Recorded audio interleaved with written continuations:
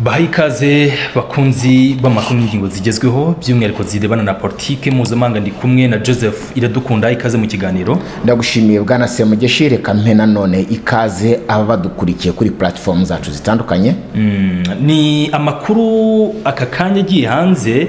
N'ubwato bwa Leta Zunze Ubumwe za Amerika burasiwe hafi y'ikirwa cya Jaski. Ni nyuma gato y'uko Leta Zunze Ubumwe za Amerika zari zemeje ko bagiye muri operation bise Operation Freedom. Ni operation nk'uko bigaragara kuri France 24. Leta Zunze Ubumwe za Amerika zari zemeje ko zigiye gutangira guherekeza amato y'ubucuruzi yari yafatiwe mu kigobe cya Hormuz bikozwe n'igisirikare cya IRGC.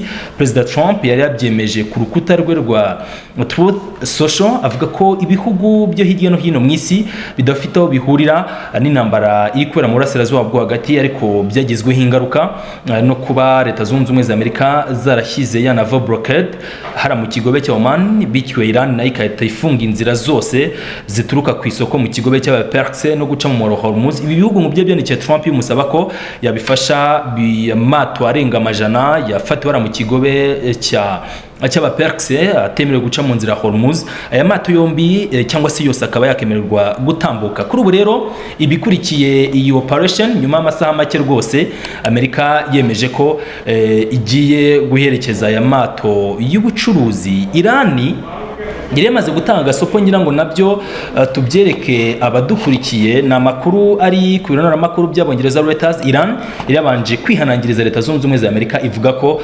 amato ari bugerageze kwegera umuhoro wa Hormuz ari buze kwita araswaho. None rwose imvugo niyo ngiro kuri bano ba Persi. Ubwato bwa mbere bwa Amerika burarashwe. Ubwato bwa mbere bwa Amerika burarashwe nk'uko wari umaze kubivuga. Tehran yari yamaze gutanga warning, irababwira ati nimuza kwibeshya turi buze kubarasa. Nk'uko wari umaze kubivuga rero, hano banditse ngo direct strike on US force, cyangwa se kurasa byako kanya ku birindiro cyangwa se ku bwirinzi bwa Leta Zunze Ubumwe za Amerika, nimba ariko na bwita misile ebyiri ziremereye zahise zikubita ubwato ku buryo bukomeje cyane, maze ako kanya ngo ubu ngubu akagunguruka esanse gahise kagera ku madolari $110 no hejuru yaho. N'ubwato burasiwe ahantu hakomeye cyane ku kirwa bwana Semugeshi, nacyo tugomba kwereka abadukurikiye. Ni kirwa tugomba kwereka abadukurikiye. Burasiwe hafi ya Jaski Port. Aka ni agace n'ubundi kakiri ku butaka bwa Iran. Murabona ko ni hafi ni kirwa kiri hafi ya Strait of Hormuz, kuko Hormuz ngiyi hano. Hanyuma aho kino kirwa kiri ca Jaski, ngaha ni ubwato bwa Amerika burasiwe hano hafi. Bivuze ko bwageragezaga ubwato bw'intambara cyangwa se destroyer ya Leta Zunze Ubumwe za Amerika yageragezaga kwinjira isatira umuhora wa Hormuz. Iran gutanga gasopo, ariko kandi reka twinjire noneho mu gice navuga ko cy'ingenzi. Leta Zunze Ubumwe za Amerika nubona ko isa nkaho iri kunagibuye mu gihuru ngirebe gisohokamo. Ubu si uburyo bwiza bwo kongera gusubukura ibitero n'ubundi bamaze iminsi bashaka kuri Iran. Nicyo kintu nabonyemo, kubera ko Trump n'ubundi arabizi ko kwegera Hormuz bisobanuye kuraswa. Ubu si ugushakisha impamvu ituma n'ubundi bagaruka kugaba ibitero muri Iran. Twari turi mu mwuka w'intambara, ariko byibuze nari nakubwiye ko biri gusa na Cold War, cyangwa se intambara y'ubutita y'amagambo gusa hagati ya Leta Zunze Ubumwe za Amerika ndetse n'igihugu cya Iran. Nyuma y'uko rero wamaze kuvuga ko ibihugu bimwe byatakambiye Donald Trump, biramubwira biti amato yacu yaheze mu muhora wa Hormuz kandi yafunzwe n'igihugu cya Iran, Amerika byatumye yongera kwiyumva nk'igihangange, cyane cyane ko yo uyitabaje ubwayo ugira ngo uyiteye courage, cyangwa se kuyibwira ko hari ibidasanzwe ishobora gukora cyangwa se hari uburyo ishobora gutabara abakunzi bayo. Byatumye rero biyongerera akanyabugabo, yongera kwibutsa Iran ko nikora ikosa na rimwe ku basirikare bayo bagiye guherekeza ayo mato ngo iri buze kwirasa. Byatumye Iran nayo itibwira iti nyamara nimwibeshya muraza kutubona ni ukuvuga ngo akabaye icwende n'uburi ntikaroga, iracyari ya Irani ifata ibyemezo byayo ku bushake bwayo kandi uko ibishaka. Leta zunze ubumwe za Amerika niba mushaka kutubangamira na gatoya muraza kubona icyo turi buze kubakorera. Ni nko kubabwira ngo umuhoro wa Hormuz twarawufunze turacyawugenzura, ntimugire ikosa na rimwe mukora kuko muraza kutubona. Donald Trump yari yatangaje ko igisubizo ngo kiri buze guhabwa Irani niramuka igerageje gutambamira ubwirinzi cyangwa se abari buze kurinda ariya mato ngo ace mu muhoro wa Hormuz, ngo bari buze kubona igisubizo cyihuse kandi gikwiye. Twabifataga rero nk'imikino, ariko nk'uko muri kubibona hano kuri iki gitangazamakuru cya Banya-Iran cya Wimax cyahise kibabwira, bahise bandika ko aka kanya tuvugana ubwato bwa Irani buhise bwoherezwaho za misile, bivuze ngo gukanga kwa Leta z'Ubumwe za Amerika nta kintu byigeze bikora kuri Irani na gakeya. Ubu bwari ubutumwa bwa Dr. Abbas Araghchi wavuze ko kurenga ku mahame n'ibyo Irani yemeje ku muhoro wa Hormuz biri buze kugira ingaruka z'ako kanya za gisirikare, ndetse kandi yemeza ko ubu Iran n'igisirikare cyabo cya IRGC cyo mu mazi aribo bari kugenzura ijana ku rindi ibikorwa byose bya gisirikare bishobora kubera muri kiriya gice. Hanyuma rero ngarutse ku ngingo nari ninjijemo gato y'uko Leta zunze ubumwe za Amerika ziri kugerageza gusa nkaho bapima ikirere cyangwa se rukunaga ibuye mu gihuru ngo barebe igisohokamo. Ku munsi w'ejo cyangwa se weekend dusohotsemo ni weekend yaranzwe n'amakuru menshi, harimo ibijyanye na proposal cyangwa se ibyifuzo 14 Iran yari yoherereje Leta zunze ubumwe za Amerika binyuze mu muhuza wa Pakistan. Hanyuma Amerika ikavuga ko nibura ingingo 9 muri zari zo bashobora kugoragoza bakaganiraho. Izi 9 nazo ntago zaje kwemezwa kuko mu masaha y'umugoroba ku munsi w'ejo nibwo twabonye Trump yemeze cyangwa avuga ko mu by'ukuri ubusabe bwa Iran butigeze bwemerwa.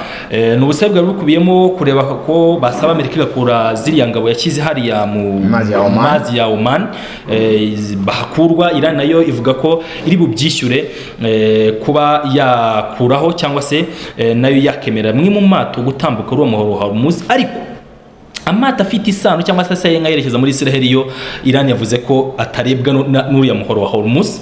Cyane wenda ko Israel buriya nago iri mu bihugu navuga nibyo umuhoro wa Hormuz ukenerwa cyane ku Rwanda mpuzamahanga, ariko Israel iri mu gace kayifavoreza mu gihe bya bidakunze ko bahera ku isoko ry'abapersi. Bafite andi masoko menshi, bari hafi ya Bab el Mandeb hano mu nyanja itukura, bari hafi ya Suez Canal, bari hafi ya Gibraltar ubwo ndivuga muri Mediterane. Ni Israel n'ubundi yo geographical cyangwa se ku rwego rwa geopolitique iri mu gace keza akayifavoreza. Hanyuma rero kuko kwanga ibyifuzo bya Iran byanakurikiwe nuko impande zombi zese zitangira gukangana bya gisirikare, ari nabyo nyine bikurikiye uyu mushinga wari wiswe ngo ni Project Freedom cyangwa se nyine n'umushinga ugamije ubwigenge. Ngo n'umushinga ugamije ubwigenge. Hanyuma ubi niba ariko kwigenga kwa Amerika ngira ngo ni destroyer bari kuyibona hano, bari kuyibona ngaha rero uko ku isoko bise bigenda, dore ku isoko uko bise bigenda. Hanyuma petrol cyangwa se ibikomoka bise bizamuka kagongura ubu ngubu kahise kagera ku madolari 120 nyuma yuko Iran igabye igitero ku bwato bwa Amerika. Bisa nkaho neza ni bimwe twavugaga, bisa nkaho amahoro cyangwa se ubugiye bw'amahoro burangiye. Ibi rwose bigiye kwita bisubukura ibindi bitero bikomeye cyane hariya muri kiriya Kigobe. Hanyuma rero iyi Wimax kiri kubivuga ati Irani igabye ibitero simusiga. Reka turebe niba hari icyo Leta zunze ubumwe za Amerika Joseph kiri buze gukora kuri iyi ngingo. Hari icyo Leta zunze ubumwe za Amerika ziri buze gukora kuri iyi reaction, reka nyite reaction ya Iran, ariko kandi yari yanabitangaje ibabwira ko ikosa ryose muri buze gukora kuri iyi Project Freedom nkuko yari yiswe muraza kutubona. Ni project arambye cyane, niyo project imaze akanya gato maziteka yise. Iyi ntambara hagati ya Iran na Leta zunze ubumwe za Amerika iri kuzana ama projet menshi wa mugani ariko ataramba. Bisa naho ari ugukocokozanya nkuko babivugaga, kunaga ibuye mu gihuru ngo barebe ikivumbukamo. Donald Trump ashobora kuyafasha iki cyemezo cyo guherekeza aya mato ngo arebe niba koko Iran itaba yarakanzwe ku kigero cyuko itifuza ko yakongera gukubitwa n'inkuba nk'izo iherutse gukubitishwa. Cyane cyane ko Donald Trump uko mbivuze nawe niko akunda kubivuga, avuga ko akubita Iran mu buryo uburyo bwo kuyihana, bumvaga ko igihugu cya Iran gishobora kuba cyarahabutse ku kigero cy'uko yenda gishobora gukoresha amagambo yo gukanga Amerika ariko kitakifuza ko cyakongera kwinjira mu ntambara. Iki rero ni ikimenyetso kigaragariza leta z'ubumwe za Amerika ko Iran ijambo ivuze aba ari iryo ngiryo, kandi umutima bari bafite na mbere bemera kwinjira mu ntambara cyangwa se kugaragaza ko intambara bazayirwana uko yaba imeze kose ariko ukimeze. Ntabwo tubizi niba leta z'ubumwe za Amerika ziribuze guhita zisubiza, ariko kandi Donald Trump tumaze kubona igihe kinini agerageza gutanga warning ariko akanivuguruza. Ku ruhande rwa Donald Trump ntabwo byizewe niba ari buhite yataka nanone Iran isubiza muri ubwo buryo. Ku ruhande rwemeza ko Trump ari buze kutagaba ibitero, binabifashe nka breakthrough cyangwa se nko gushaka kubona impamvu imusubiza mu ntambara, kuko urebye muri weekend ishize urabizi ko tariki 2 nibwo yagombaga kumurikira Kongere ya Amerika nyuma y'iminsi 60 ayigaragariza ibyavuye muri Kongere ikemeza n'ibinambara ikomeza cyangwa se iri buhagarare. Yitwaza ko tariki 7 Mata bashyizeho agahenge, bari bakirimo ariko agahenge gasa nk'atari agahenge. Avuga ko kubera ko bashyizeho agahenge iyo ntambara itamaze iminsi 60 by'uko iryo tegeko ryitwa ngo ni War Power Resolution ritareba Minisiteri y'Ingabo ya Amerika ndetse birumvikana n'ubutegetsi bw'aba Republike. Kongere ariko ntiyanyuzwe kuko ikomeje kwaka ubusobanuro bwa hato na hato uriya Ministre w'Ingabo bita Ministre w'Intambara muri Amerika twagirana na Ministre w'Ingabo mu bihugu byacu, nabashimangira avuga ko ibyo bitareba kandi igitutu cy'abademokrate kitagomba guhagarika imishinga migari igamije guteza imbere leta zunze ubumwe za Amerika. Hanyuma rero kuba Amerika yagabwaho igitero ubwabyo mu mategeko y'abagenga intambara y'Amerika igabwaho igitero mu by'ukuri nijya yihangana wabonye ibyo bakoze bakorera igihugu cya Afghanistan za Iraq nyuma yo kubashinza kugira uruhare muri biriya bitero bya tariki 11 Nzeri, ibitero nanubu bitarasobanukira operation itarasobanuka bavuga ko ari Amerika bigizemo uruhare. Na Amerika ngiye ndi kubona rwose ihawe breakthrough igiye kwita yinjira muri intambara mu buryo kandi budafite gushidikanywa. Nge ku ruhande rwanjye cyakora ntabwo nahita nemeranywa nawe 100% kuko nge ndashingira ku cyo imibare igaragaza. Mu byumweru bitatu intambara kuri Iran yamaze ibahanganishije na leta z'ubumwe za Amerika, ntabwo twakirengagiza ko ari intambara Amerika yatakajemo akayabo k'amafaranga ndetse yewe n'intwaro zirutura kandi zihenze. Kuba byonyine biri kuvuga ko Amerika yatakaje 1/2 cy'ubwirinzi bw'ikirere kandi kubusubiranya bizasaba imyaka 2 hagati y'imyaka 2 n'imyaka 3, ubwabyo ntabwo bivuze ko leta z'ubumwe za Amerika zitacitse imbaraga, kandi leta z'ubumwe za Amerika ntabwo guhangana n'isi ari uguhangana na Iran gusa, iracyafite izindi ntambara irwana zitandukanye ndetse no gukomeza gucungira Uburusiya n'Ubushinwa hafi. Ntekereza ko uko abarepublike kose bakihagararaho barabizi neza ko Amerika idashobora kwemera gucika intege. Ku igitutu cy'abademokrate rero baba bariho nacyo kiba cyumvikana. Buriya Donald Trump ashobora kukwereka ko ataratsindwa ari ukomeze guhangana mu burasirazuba bwo hagati, ariko kandi ntibikuraho ko nanone agomba kwirezeriva agasiga imbaraga ze zamusubiza inyuma, kuko ntiyakemera kubona Amerika iseba kuri iki gihe. Niyo mpamvu ashobora kugerageza ukwihangana kwa Iran ngo arebe agakoresha utu tuntu two guprotokora amato y'ibicuruzwa, ariko kandi n'ubundi gihe yaramaze yarafatiriwe ntabwo ari uko icyo gihombo kiba kitaremewe. Niba hari igihe amato yaramaze yarafatiriwe, Amerika kuvuga ngo yayaherekeje kandi ifite blockade mu mazi ya Iran, ubwabyo barahari barabizi, ariko kandi kuba Iran yabarasa bashobora kubifata nyine nk'uko iri kwanga kwemera ubutumwa yabahaye. Ariko simbona Donald Trump ahise yongera kwiyangaja mu ntambara n'imbaraga yakoresheje. Ejo bundi no wazutubwira ko hari ubwato bumwe bwatangiye gusubizwayo cyane US Gerald Alford ni US Aircraft Carriers ikomeye cyane, twavuga ko ishobora kuba yararashweho. Kuyisubizayo ubwayo ni ukuvuga ngo yari ari kugabanya imbaraga mu burasirazuba bwo hagati. Nibyo simvuze ko intambara itari buze gukomeza cyangwa se gukomeje kurebana igitsure, ariko sindi kubona Amerika ise yiyangaja ku zindi imbaraga zirenze izo yakoresheje mu bitero by'ahambere. Hanyuma rero tugaruke gato, ngira ngo ahangaha twabanje kuvuga kuri ibi bitero, ariko hari n'ubundi amakuru y'Inevuze yashyizweho ababona kuri urukuta rwa Wall. Ni urukuta n'ubundi ruriho aho Trump avuga ko Operation Freedom nakabuza rwose igiye kujya mbere. Ariko icyo nashaka kuvuga gato ngira ngo tunarebeho bwa ubutumwa bwa CENTCOM, ngira ngo ndebe niba nta yandi makuru bashyize hanze agaragaza ko abaperesi rwose babavuniye umuheto, ndebe niba batabivuzeho. ariko ndabona nta kintu barashaka kubivugaho, ariko ku munsi w'ejo ngira ngo bashushe n'ababigize ibanga Admiral Brad Cooper uyoboye CENTCOM cyangwa se ubutumwa bwa Amerika mu burasirazuba bwo hagati yari yasuye USS Mirius, ni ukuvuga ngo ni igice ariko n'ubwato bwabo DDG 969. hanyuma rero iyi destroyer igaba ifite ubushobozi bwo kurasa zino bita guided missile. hanyuma rero ikaba yari iri muri kiriya gice hariya hafi n'uburasirazuba bwo hagati, yaragiye gukurikirana ibikorwa byabo ndetse no kubashishikariza gukomeza gushyira imbaraga mu butumwa barimo. hanyuma rero n'ubundi CENTCOM yemeje ko iteguye gufatanyiriza hamwe na perezida wa Amerika Donald J. Trump muri iyi operation yiswe cyangwa se muri projet yiswe Project Freedom. rwose yahise itangizwa, ariko mu kanya twahoze dusa nk'abatubye tuvuga ko ari uwo mushinga mu bya gisirikare utamaze igihe, kuko Iran isigaragaza ko ibyo ivuga yabikora kandi ikaba yanabisubiramo. hanyuma rero ku rukuta rw'uyu mugabo Mario Nofo, uyu ni umunsi 64 guhera tariki 28 z'ukwezi kwa kabiri, ni amajoro ikurikiranya. biragoye cyane ko aha kuri iyi Revolution Square rwagati Tehran habura abantu.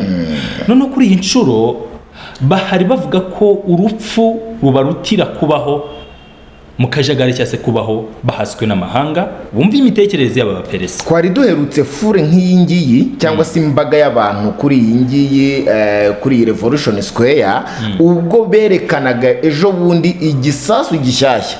Amerika yavugaga ko Iran yavugaga ko iri kwerekana intwaro nshyashya igiye kuzongera kwifashisha mu gihe Amerika yayigabaho igitero. abantu baravuga bati abaturage baje kwishimira igisasu kandi bariho intambara ibamereye nabi, ibyo bimeze bite? kuri inshuro noneho ngo kubaho urupfu ruturutira kubaho. ni ukuvuga ngo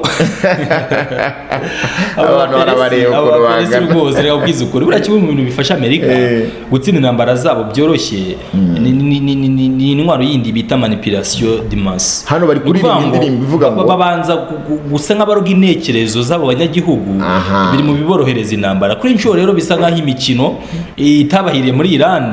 urabyibuka ko mbere yuko bagaba ibitero babanje gushaka kwifashisha abakurde, banabaha intwaro kugira ngo, urabyibuka igihe cy'imyigaragambyo ikomeye cyane Tehran n'ahandi, ubuzima burahenze, ntabwo dushaka ubutegetsi bwa Islam. ariko no kuri iyi nshuro yarabafashe ubutegetsi nibo bari kuvuga ko baruta bagapfa cyangwa se byaruta bagapfa ko kubaho bari mu kwaha kwa Leta Zunze Ubumwe za Amerika. hanyuma kandi bari kuririmba n'amajwi arenga bati death is better for me than living in disgrace. we are the soldiers of Al-Mujtaba, the valiant one. ati turi abasirikare. uyu Al-Mujtaba ni umuyobozi w'ikirenga. ati turi abasirikare ba Mujtaba ukwiye cyangwa se umwe gusa, ntabwo turi ibikoresho byo mu burengerazuba bw'isi. ni intekerezo nakunze, urupfu rutubera rwiza kurenza kubaho mu gasuzuguro cyangwa se mu kimwaro. uvuga ngo nyina kujya tubeho tugenzurwa na bagashaka bo hake byarimba cyangwa se byaruta tugapfa tukipfira burundu. ni intekerezo mvuga ko zikwiye aba revolutionnaire aho bari hose mu isi, cyane ko buriya ubutegetsi nabwo bwicinye icyayo bubona abaturage imbaga nk'iyi, noneho bari ahantu mu mujyi ugabwamo ibitero. hano ubutegetsi buri supportive ku rwego mpuzamahanga, biragaragara ko turi ugabwaho ibitero, ariko nibura internally hari umwuka mwiza. turacyishimiye ubutegetsi bwacu, turacyishimiye imibereho turiho. ni ukuvuga ngo Amerika hano buriya nta n'icyemezo na kimwe bikwiye gufata cyo kongera kurasa Tehran uko byagenda kose, mu gihe abaturage babigaragaza gutya tugendeye ku mategeko mpuzamahanga agenga intambara.